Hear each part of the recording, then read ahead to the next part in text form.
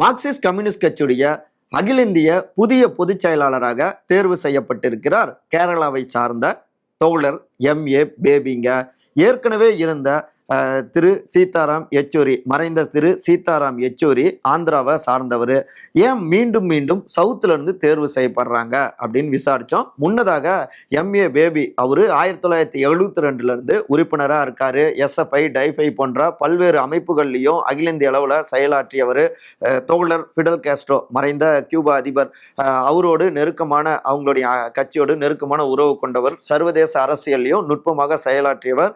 இன்று வர ஒரு சென்ட் நிலம் கூட இல்லாத எளிமைக்கு பெயர் போனவராகவும் இருக்காரு தோழர் MA பேபி. சவுத்துல இருந்து தான் CPMக்கு இப்ப செல்வாக்கு இருக்கு. சவுத்துல தான் டார்கெட் BJP என்கிற அரசியல்ல மக்களும் ஆர்வமா இருக்காங்க. ஸோ சவுத் மக்களுடைய உணர்வுகளை பிரதிபலிக்கக்கூடிய வகையில அந்த அரசியலோடு அகில இந்திய அளவுல பாஜகவை வீழ்த்த முடியும் அப்படின்னும் சவுத்துக்கு முக்கியத்துவம் கொடுத்திருக்காங்க அப்படிங்கிறாங்க கம்யூனிஸ்டுகள்.